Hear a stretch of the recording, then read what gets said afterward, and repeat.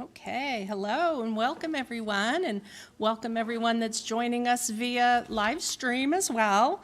We are very pleased to have Stephen Hunter with us here this evening to share his photos and some of the stories behind them. Stephen has published several works of nature photography of Arkansas and Oklahoma, and a work dedicated to Oklahoma's natural beauty is expected to be released later this year. Books are available for sale and signing after the presentation in the back, if you're interested in that. With that, I'm going to turn things over to Stephen. Thank you so much for being here. Thank you, Renee. Thank you very much for being here. It's a lot colder here than it is down in the River Valley. When my wife and I left there, it was about 40, and when we got up here, it's 31. But go figure.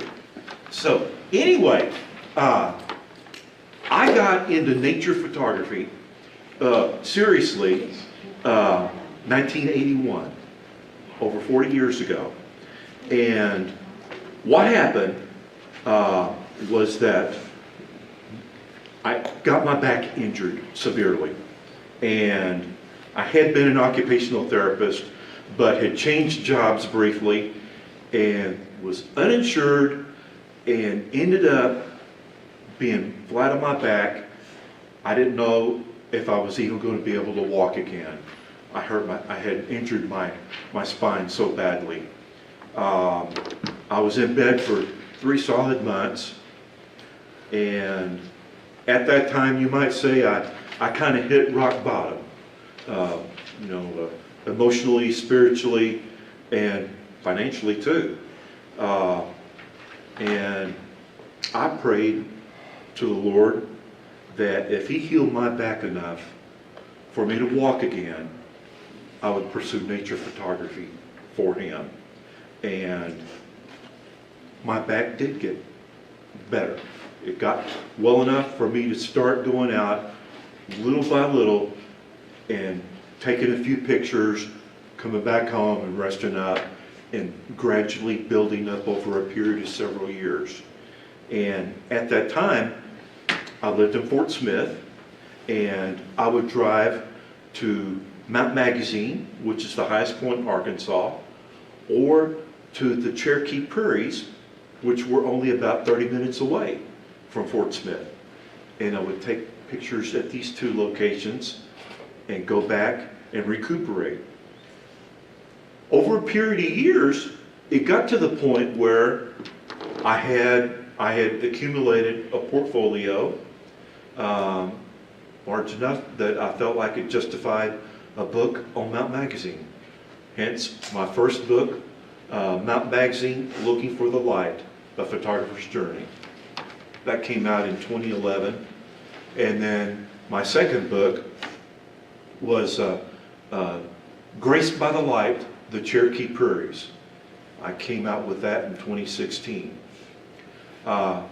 During this period of time, I started heading over into Oklahoma as well, and pursued nature photography over there as well, and spent a lot of my time in a place called the Wichita Mountains National Wildlife Refuge. That's in southwestern Oklahoma by Lawton and Fort Sill, and eventually produced a book there called The Wichita Mountains, an Oklahoma Treasure. Here for the past few years, since that book, I have been working on, for lack of a better way of putting it, a magnum opus on Oklahoma. I'm covering the whole state. I've got a book that, God willing, will come out either this year or next year. I've still got some key pictures that I want to capture for it, but it will be titled,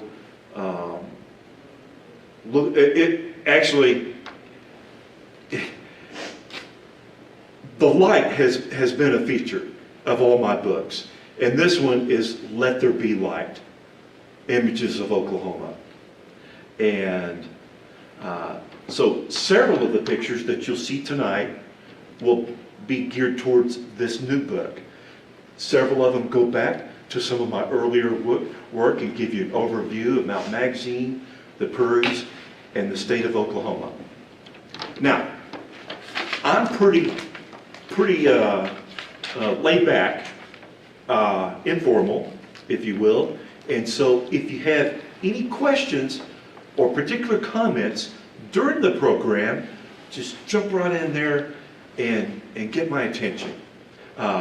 Because I'm going to narrate it. I'm not going to play a soundtrack.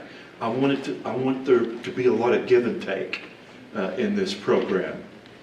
So, without further ado, I will start. Oops. Oopsie. My light technician is having technical difficulties. There we go. Okay. Can y'all hear me? Yeah. Okay. My first picture is an image, obviously, of a gorgeous sunset with oak trees backlit. And I took this in early March, several years ago, on top of Mount Magazine. And there are cabins located where I'm standing taking that picture.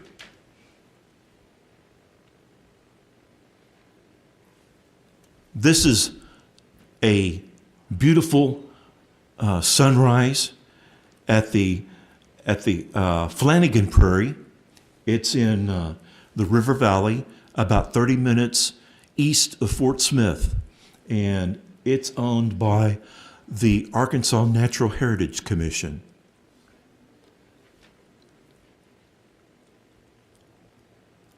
Going to a different part of the country, this is in the Wichita Mountains Wildlife Refuge, and I call this Morning Sunlight on the Crab Eyes. And you can see them up there in the upper right. And just forgive me if I get a little long-winded sometimes, but I had to get up in the dark to take this picture and hike in the dark through wildland that all I could think about was teeth, fangs, claws, rattles, and horns. I knew I was going to be a goner, but God was with me and I arrived safely and got the picture. This is perhaps my favorite orchid. It can be found in abundance, actually, at a secret location on Mount Magazine, and it's called the yellow-fringed orchid. It blooms in August.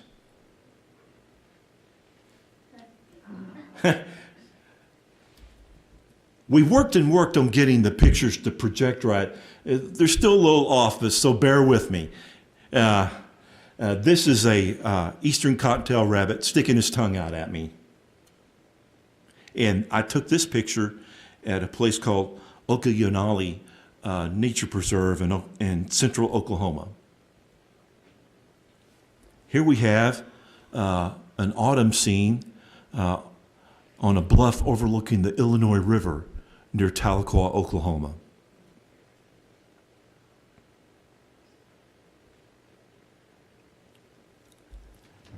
This is called shooting star. And you can tell. I mean, they look like shooting stars. They come in two color variations, white and purple. And the preserve in Oklahoma called the Pontotoc Ridge Preserve has them in abundance. Now, note that this is a private holding, and so I had special permission to take pictures there because I donated the pictures as well for their use. They grow really well in southern Oregon, too. They do. Is it the same species? They look identical. Okay. And they're one of my favorite pictures, or one of my favorite wildflowers. This is a bit closer to home. This is a red-headed woodpecker. I photographed this guy at Lee Creek Park in Van Buren, just south of here. A little city park right next to the Arkansas River. Has an abundance of woodpeckers. Stephen, Yes, sir. He has a question. Yes. Are you going out into these areas just with like a pair of binoculars to like see what you can find? Do like with a guy like this, do you go out Well- there when you're looking for him, or? Well, at that time, I lived about 7 minutes away from the park. So I would go down there habitually and look and listen for birds. I mean, you got to listen for them too, because a lot of them you'll hear before you see.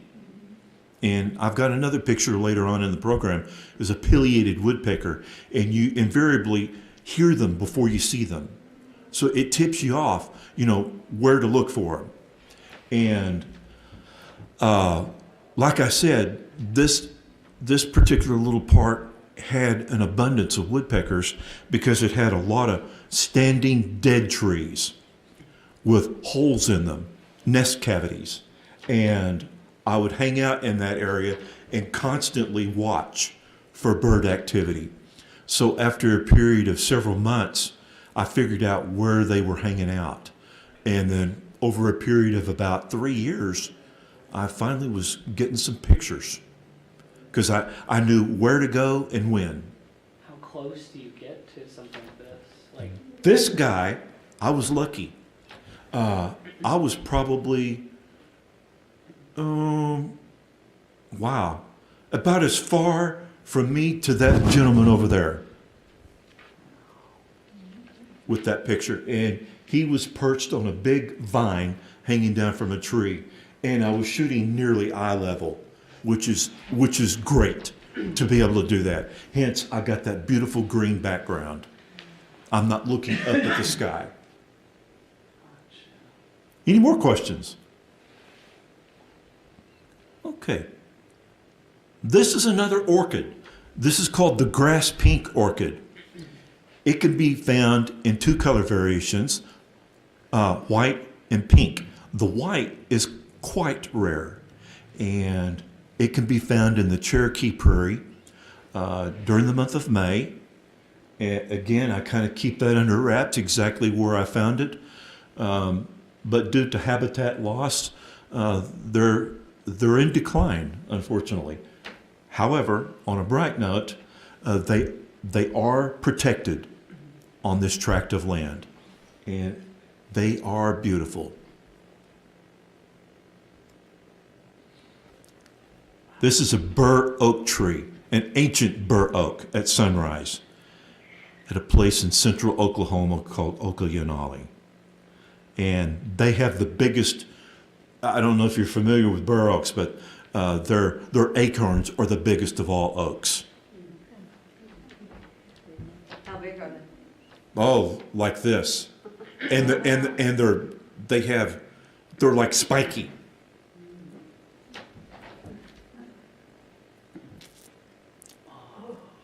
This is an icon of Oklahoma. And this is a bison bull in his prime in the early morning hours before sunup. So how far were you from him? yeah, that's. Yeah. I was pushing my comfort zone. I don't know about his. He seemed pretty relaxed. You've got to watch the body language very carefully. Actually, Karen was in the car behind me, so that if he charged me, she would run away and leave me out there to fend for myself. How far would you say I was, Karen? Like maybe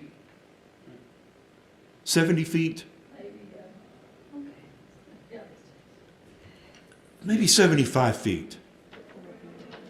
Do you Yeah. camouflage at all to like not stand out? No.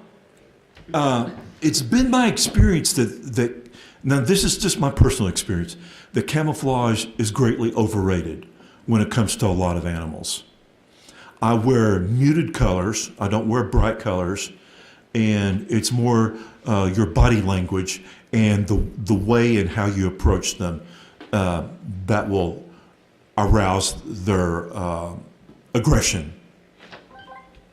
But you don't mess with these guys. Yeah. They're not to be trifled with. Another gorgeous image from Oklahoma. This is called gay feather. It's at sunrise. It's at a nature preserve near Tahlequah.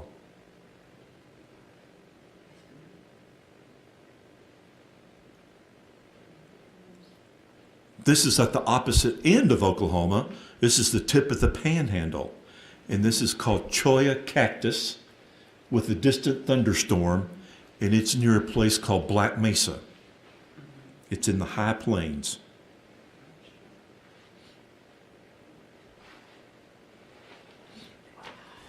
This is at the Cherokee Prairies by Fort Smith, and this is a pipevine swallowtail on a gay feather. And I took this, I'd say, around July 4th. They're at their peak about July 4th, first week of July.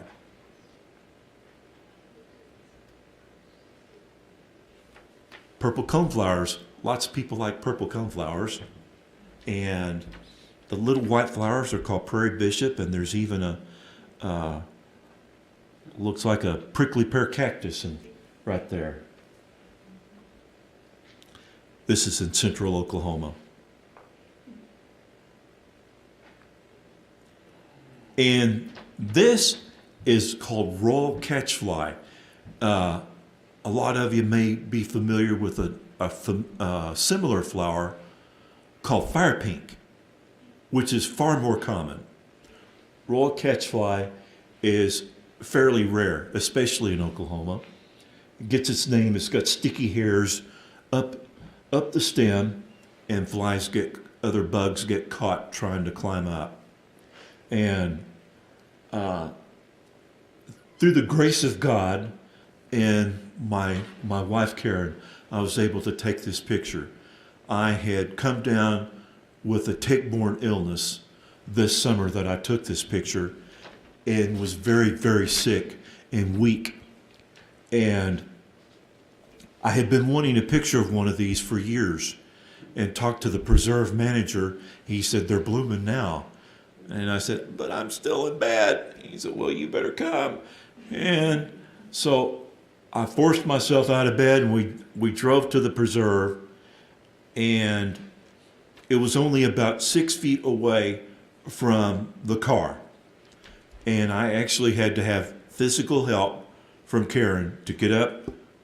I had to step up to get over to the flower, and she handled all my gear for me. And all I did was I set up the gear, composed the shot, and took it, and then practically collapsed. And to this day, it's one of my favorite pictures, and it reminds me just how grateful I am that the Lord healed me, and then He blessed me with a wonderful, supportive wife who's been there for me through all my ups and downs.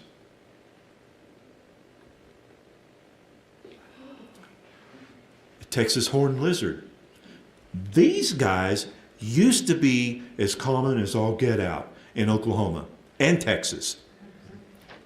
Well, for a variety of reasons, their population is declining, and there's a lot to it. It's domesticated cats and dogs, people spraying for ants, which is their primary food source, habitat loss ad infinitum. Anyway, fortunately, they can still be found at Black Mesa in far western Oklahoma. That's where I photographed this little guy.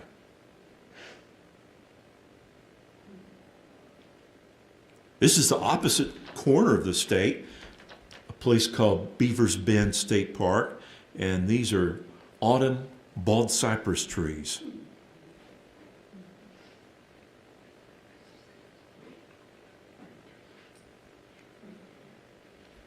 Got a little story with this too. This is called the Three Birds Orchid. This is a story of persistence. This orchid is irascible.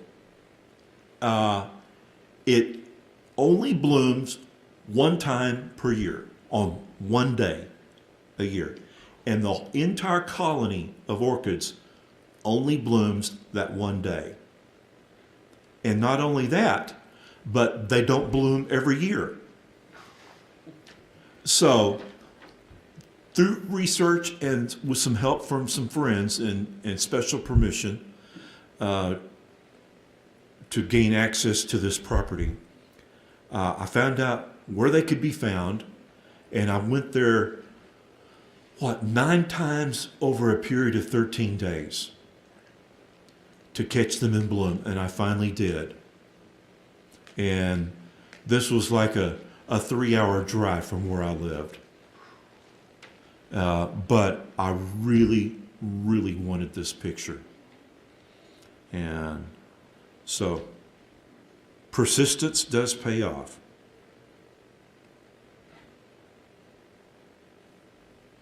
This is, what are these things called? Leavenworth Oringo. They look like little purple pineapples. They bloom in September in prairies in Oklahoma. And this is at sunrise.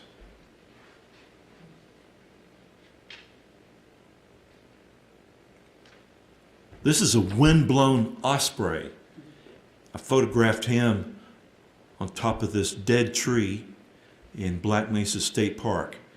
And if you've ever been out to western Oklahoma, the wind blows eternally. And this was in late October, it got so cold and windy that evening that Karen and I decided to pack it in and we headed home. First and only time we've ever done that. This is a sandstone formation called the Wedding Party, and it's in the Oklahoma Panhandle near Black Mesa. This is the preacher, bride, and groom. And then the wedding party, they're on the far right. You have to use your imagination. Hey, Stephen? Yes. How long would you have to wait to get a picture of the bird like that? The osprey? Or any bird, you know, how long have you had to wait outside to, It depends on the circumstances for wildlife? and the bird. Like this guy, I got lucky. He was actually, I don't remember exactly, he was 1 or 2 campsites over from where we were camped out. And we saw him in the tree. And I simply got my camera gear and walked over there to take pictures of him. And then after I got several pictures there, he flew into another place, and I've got one picture there, but then I got some pictures of a great horned owl there. But the wind was blowing so hard and it was getting dark, and I couldn't take any more pictures.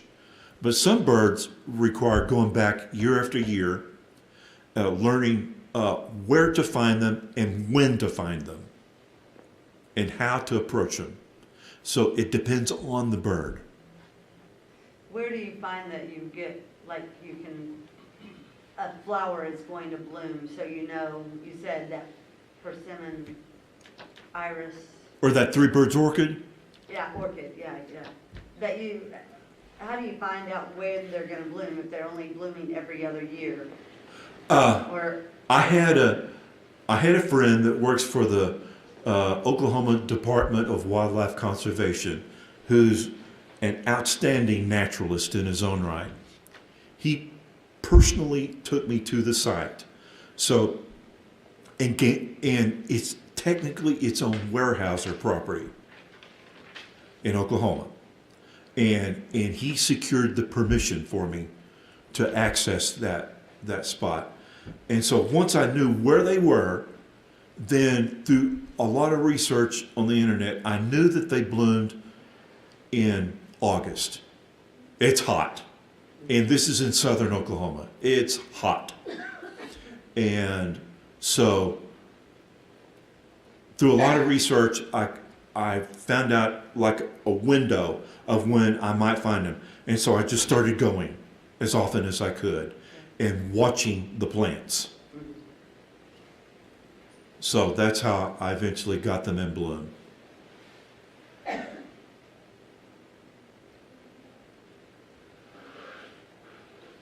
This is clouds and yellow coneflowers after sunset at the Cherokee Prairie here in Arkansas.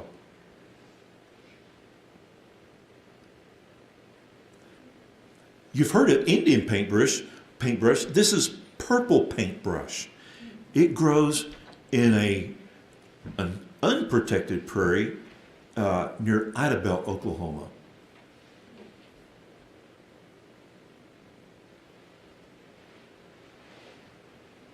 This is a dragonfly, meadowhawk, and photographed it in the early morning. That is beautiful.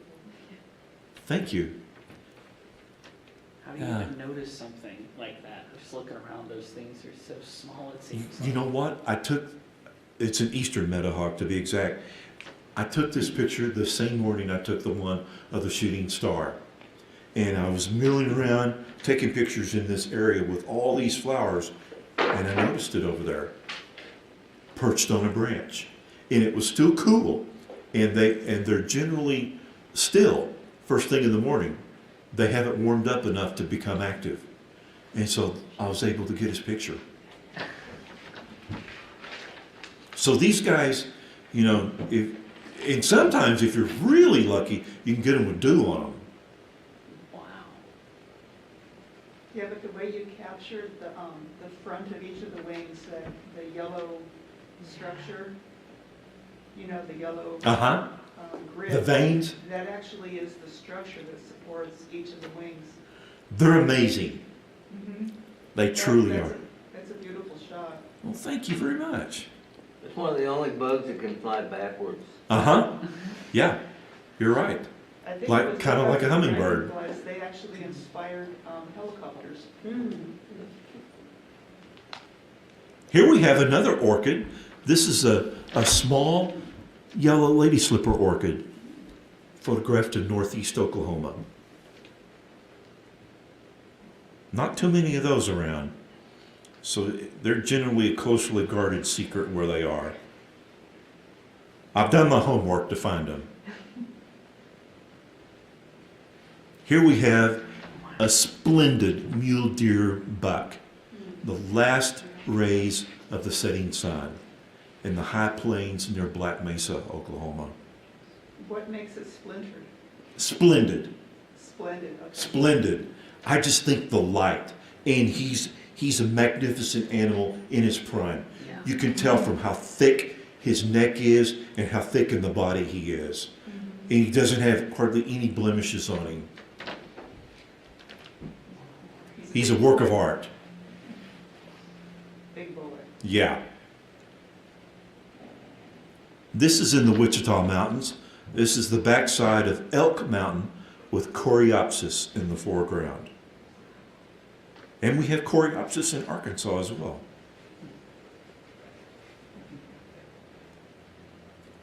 Now this is an eastern colored lizard. And I photographed this little gem in the Wichitas. And it took several years to get a picture that I was finally satisfied with. These guys, they're kind of like kids and grandkids. They don't follow instructions. You tell them to do something and they're like, well, whatever, I'm gonna do what I want to do. And so I kept telling these lizards, perch right there for me and stand still and smile. And they wouldn't, they'd run away. And Karen and I spent all morning chasing these guys around, trying to get a picture. And finally we were hot, tired, hungry, and my back was hurting, and I was ready. I packed it up. I started heading back to the van, and then literally right on the trail, there was this guy sitting up there posing like that. And he sat there long enough for me to get that picture. Not known for his camouflage. Amazing colors right there. That, actually, there's a lot to this. Notice how his mouth is agape. Okay, see the white in the corner of his mouth? According to the experts, male eastern collared lizards warn other males by showing that, and that is a signal to any potential rival that this male has stronger biting muscles than he does. They've done studies on it. And so he's warning away potential rivals. Pretty interesting guys. This is a grass pink orchid with a dewdrop. Early one May morning at the Cherokee Prairie. This is Cameron Bluff on Mount Magazine, just this past fall, several minutes after sunset.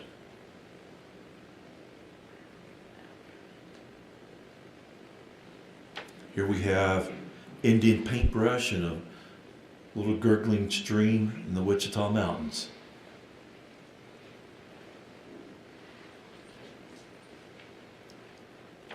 A cloud and oak tree silhouette at the Wichitas.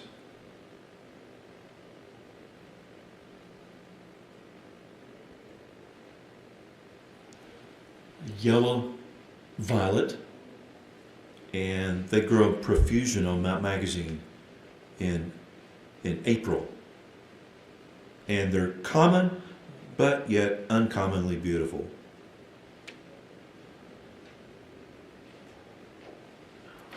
Here's a bald eagle taking flight. I took this picture at a national wildlife refuge called Sequoia, and it's in eastern Oklahoma, just a bit west of Fort Smith. Beautiful. Thank you. Looks like he's taking off after your sandwich. Yeah, He's ready. he's looking at me, isn't he? You look the wrong direction, that sandwich is gonna be gone. Uh-huh. This is Wichita pincushion cactus at the Wichita Mountains. It's my favorite wildflower there. A monarch butterfly on a narrowleaf sunflower at the Cherokee Prairie. Did you know that the monarch butterfly is an endangered species at this point? It's a what? An endangered species. It seems like has it officially been declared endangered? It's just something I was reading, I don't know, within 10 days ago, they were talking about it. Okay, I knew they were thinking about that. It's a shame. You know, we've got to coordinate our habitat and everything with Mexico. You know, It's not just, habitat's a big part of it, but people using chemicals in their yards, and those chemicals don't just go in your yard when you spray them or whatever. I know. Yeah, so it's I'm- it's so sad. I'm an unadulterated butterfly lover. And I don't see them like I used to, especially when I was growing up. Hopefully we'll start doing things right and they'll make a comeback. This is a beauty. This is a northern parula, a itty bitty bird I photographed at the Nickel Preserve by Tahlequah this past May. And it has become maybe my favorite bird picture I've taken. For some reason, I just really like it. And I just love the color on that little bird. Here we have a bison cow keeping a watchful eye on her newborn calf. It's not newborn, but it's only like 2 or 3 days old probably. And this is at the Tallgrass Prairie Preserve, north of Tulsa. It's about 40,000 acres in size. This is looking at Mount Magazine through a pine tree in late afternoon sunlight.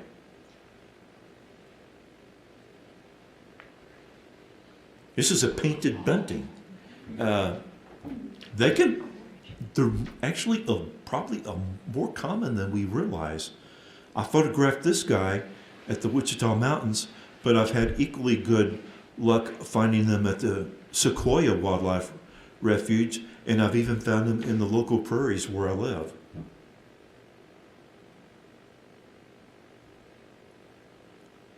This is a pine woods lily. It's a very, very rare flower for Arkansas, and this was photographed in southwestern Arkansas at a natural area.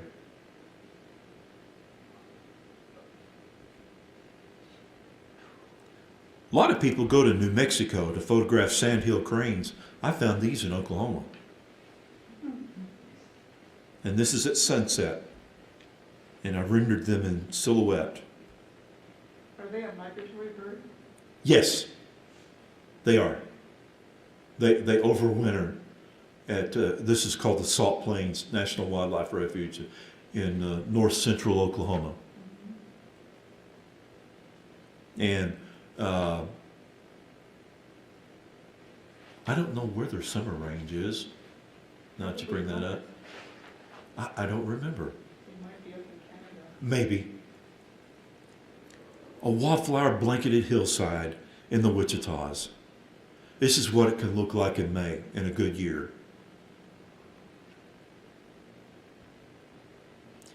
Here we have a smiling baby alligator. Oklahoma has alligators. Most people don't realize that. Extreme southeast corner of the state is a wildlife management area where they have a breeding population of them.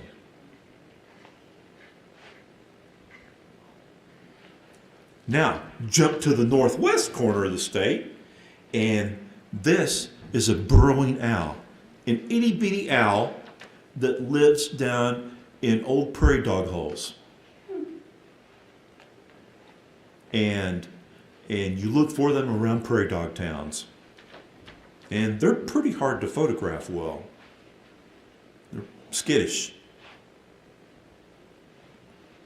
This is another rare flower for Arkansas. This is called Grass of Parnassus. And I found this at the Cossatot River State Park in a remote part of the place, and had some experts lead me to the site.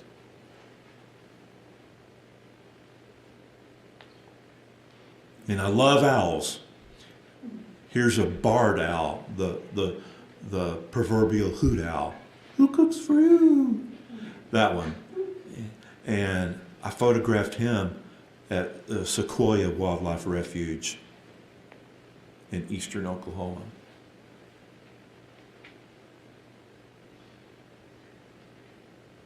This is black-eyed Susan, and with a distant thunderstorm threatening me. I dodged thunderstorms all day that day, but got some great pictures.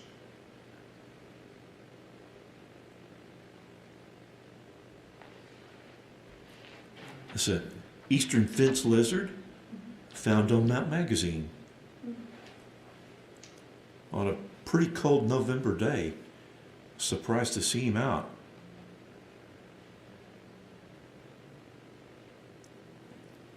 This jackrabbit, is he curious or what? He thinks because his ears are laid back, I can't see him. And so he just sits there watching me. And I took my time and got several pictures of him. And apparently they're quite curious.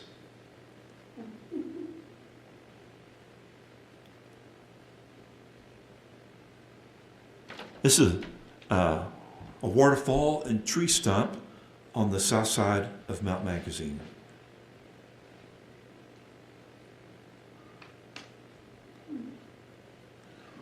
Mama and baby prairie dog embracing at the Wichita Mountains.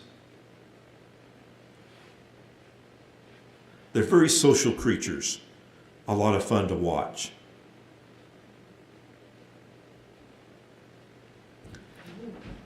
This is a vermilion flycatcher, and they can be found the extreme northwestern tip of Oklahoma. And I was blessed to be able to photograph this guy. I spent the better part of a day with him, you know, following him around, trying to get pictures, and I'd like to go back and have another try at it.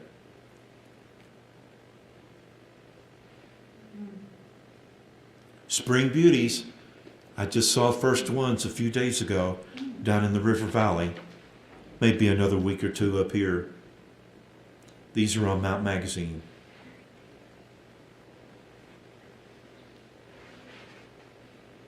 This is after an ice storm on Mount Magazine.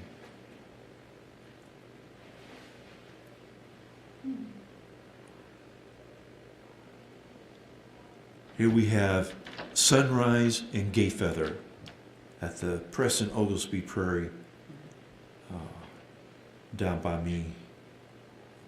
I live only about 5 minutes away from this.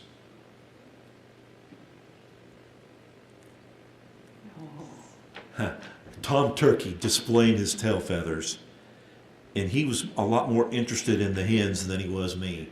He paid no attention to me. And I bet the hens paid no attention to him. They were kind of aloof. They're fun to watch. You could learn a lot about dating. Persistent.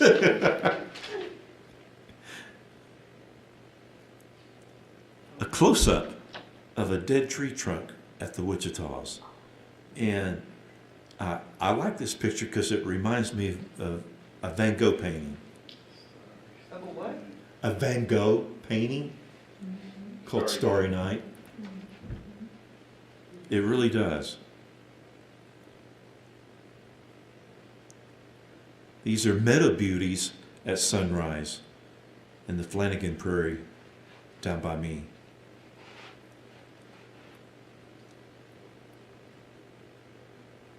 This is a bull elk in the morning at the Wichita Mountains.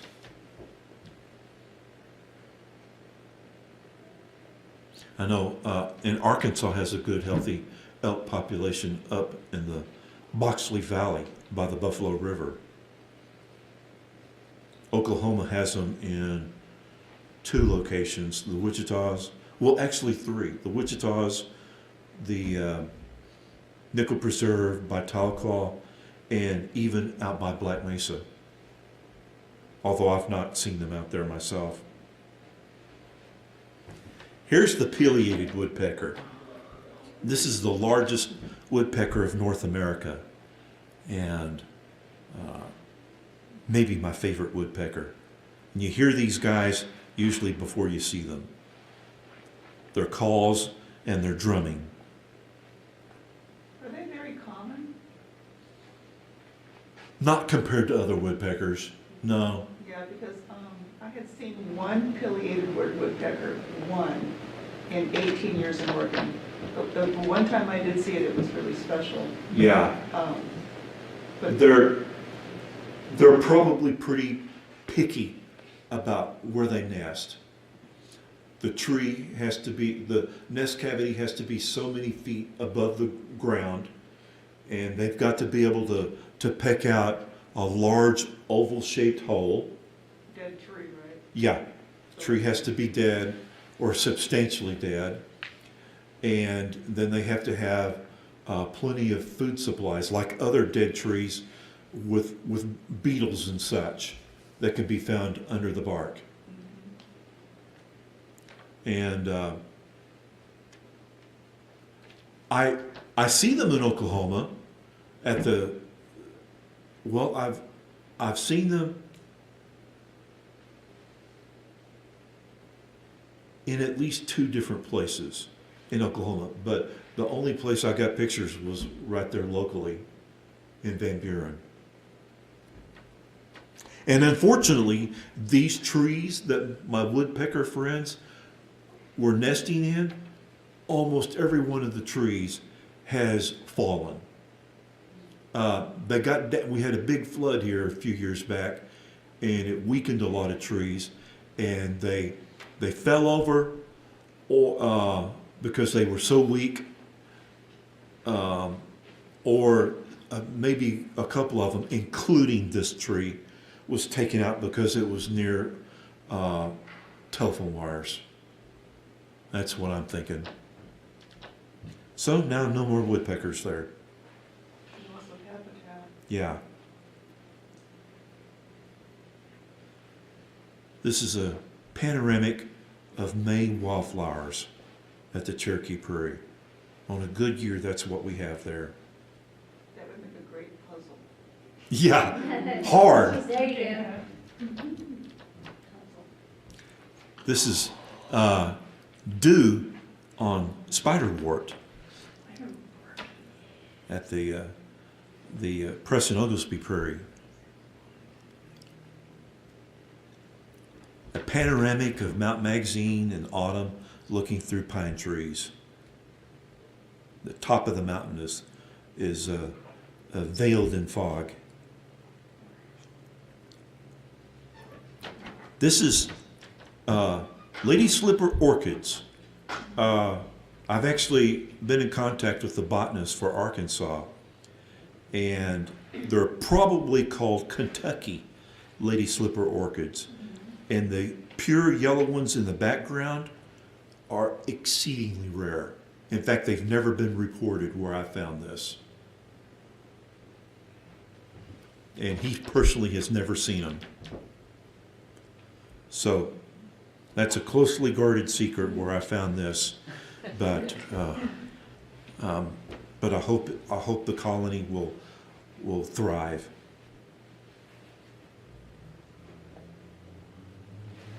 This is a dwarf crested iris on Mount Magazine. Stephen, I've got a quick question. Yes, sir. Do you have your camera information for each photograph you have in front of you? Like, do you have any idea what f-stop you would have used on that picture? No, the one that you're just looking at. This one? Yeah. I don't have it on me, but I have almost a photographic memory on that, fortunately. But Yeah, this one I shot with an 85 millimeter lens at probably f5.6. 5.6? Yes, purposely open. Okay. And it has a tilt feature on the front element of the lens. And I probably tilted the front element of the lens forward ever so slightly to render more in focus with that shallow depth of field. Does that answer your question? Yeah, yeah. Okay.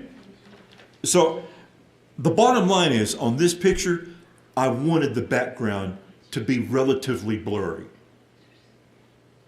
And I wanted the flower to kind of pop out from the background. So I used short, thin, narrow depth of field.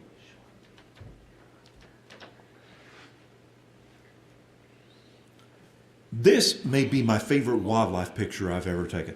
These are swift foxes. They're baby foxes called kits, and they're play fighting. And I photographed these guys over a period of about 4 or 5 days near Black Mesa in the high plains. They're a fox of the Central Plains, and they inhabit the western portion of Oklahoma's panhandle. And I spent so much time with them that they became relatively habituated to me, and that I was no threat.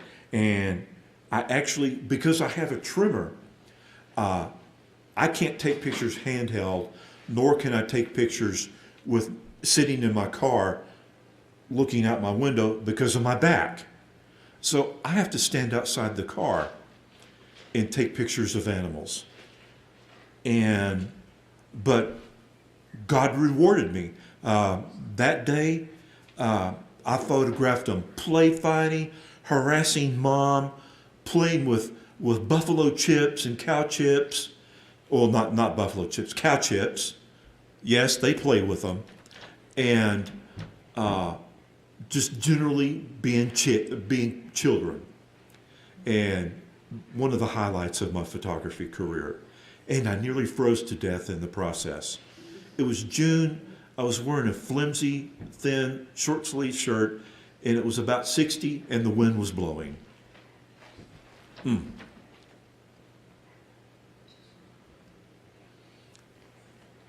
This is Rattlesnake Master, quite a name for a wildflower, and it's in the Cherokee Prairie, along with Gayfeather at sunrise.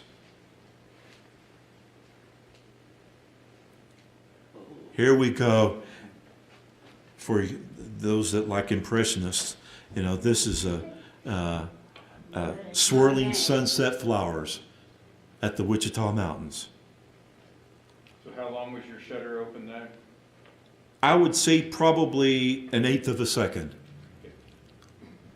When the wind blows, you just go with it. 1/8 of a second is actually pretty long. Yeah, it's very long. Because I didn't want it to be too long. You know what I mean? You, depending on the shutter speed, you can make the swishing flowers be rendered differently. This is a yellow-breasted chat. And it's the largest of the warbler family, and they live in tallgrass prairies. And they don't like their picture taken. But I sneaked one in on this guy. Here we have a curious raccoon sticking his head out of a little tree in the Sequoia Wildlife Refuge. And that tree has since been blown down. Go figure. This is Canada wild rye grass in late summer with summer thunderclouds in the back. This is at the Cherokee Prairie. I like grass. This is crested coral root orchid, a very rare orchid in Arkansas. Again, this is in southwestern Arkansas, in a place called White Cliffs Natural Area.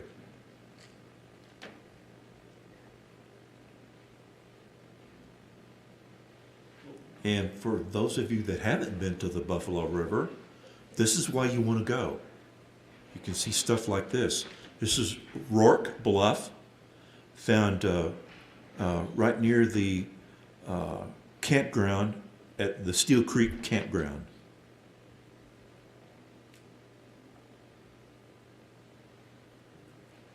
Purple coneflower with dewdrop on Mount Magazine.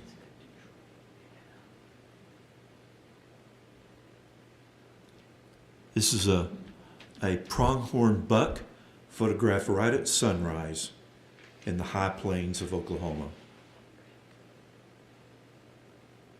So Oklahoma has everything from pronghorn to alligators.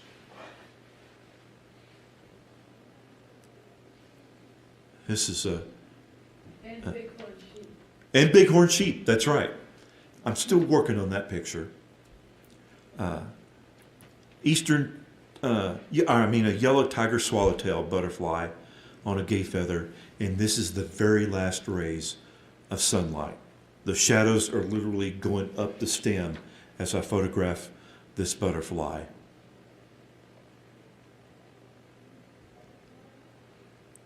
And this is an autumn cottonwood tree at Black Mesa.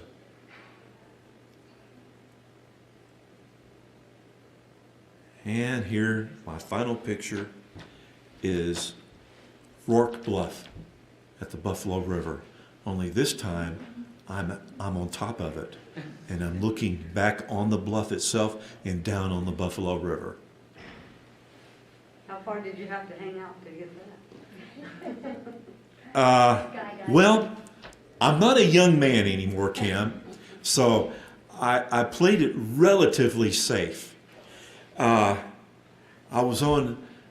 Notice I used the word relatively. I am on a fin of rock that juts out from the main bluff. And it's precarious enough to where I have to be mindful of where I'm standing and how I move around and everything, but not real dangerous. You know, I just have to use common sense. Now, that rock that you see down at the bottom of the frame, that's where the brave souls go to. And they can get out on that and actually overlook the river. But those days are over for me. That's the end. You ever thought about using a drone to take pictures? No, That's I really haven't. It's really coming on strong now. Thank you.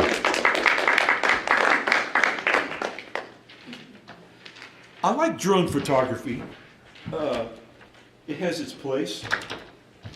You'll get the light, Karen? Will you tell them about your product? Oh, yeah, yeah. I have books back here, and I would, books and prints, and I would very much like to autograph anything for you and answer any questions you've got, if you have any more. Please feel free to pick my brain What's your and look at my books. So what is your name? Stephen Hunter. Stephen Hunter? Uh-huh. I have a business card if you want to pick that up. Okay. Yes, What is the longest focal length on your lens to take? 500. Five- I take most of my, correction, I take all of my bird pictures with my 500. Yeah, and I add a teleconverter to it, a 1.4 so teleconverter, So it would be 700. 700. Yeah, it'd be equivalent to 700 millimeter. Because birds are small, they're fast, they're skittish, Yeah. and you've got to be able to get enough magnification where you can enjoy the bird, where it's big enough in your picture. Yeah. You don't want to have to blow it up too much where you lose detail. Yes, Is your preference for sunrises or sunsets? slightly towards sunrises, but it may be different this spring. This spring, I'm going to be making a push to get thunderstorm pictures in Oklahoma, with and without lightning. And so I'm going to be spending a lot of afternoons and evenings out taking pictures, more than average for me. Any twister pictures? You're gonna stay clear of those. I'll probably stay clear of those. Yeah. You know, I'm not an expert on weather.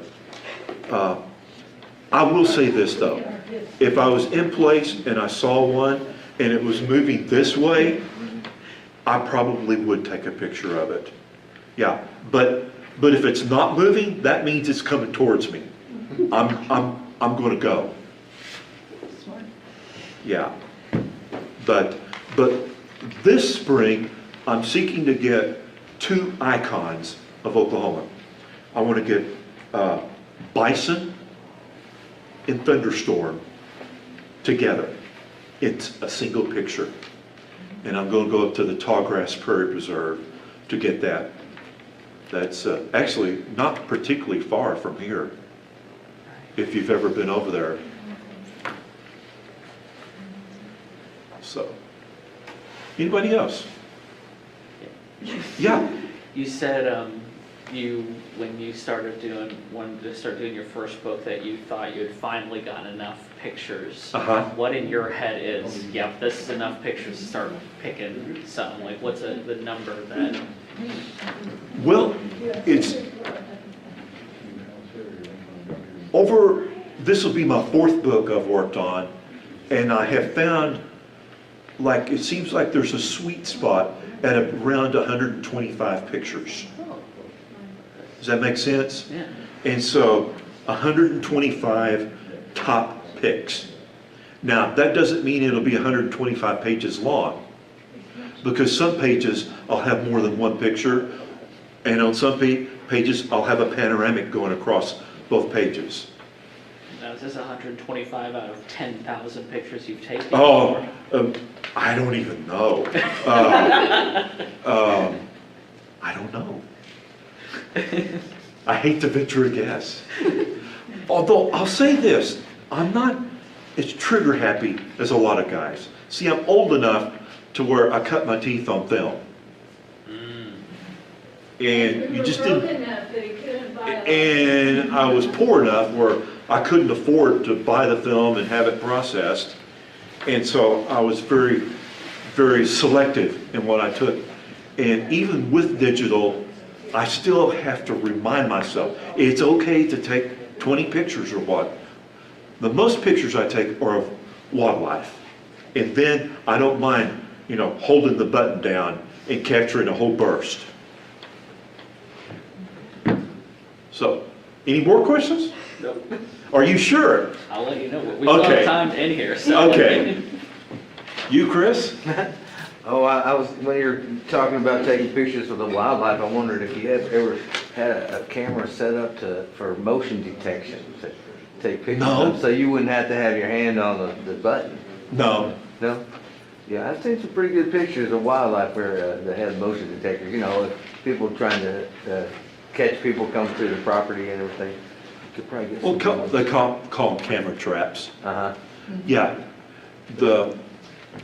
With that, you've got to leave the camera out in the elements a Uh-huh. lot. But And you I only you have could one be- You camera. could be sitting in the car while the coyotes are playing out there to get some I pictures. guess. That's the next question. Yeah. So one camera, how many lenses? Let's see. Library closes at 7 points, so.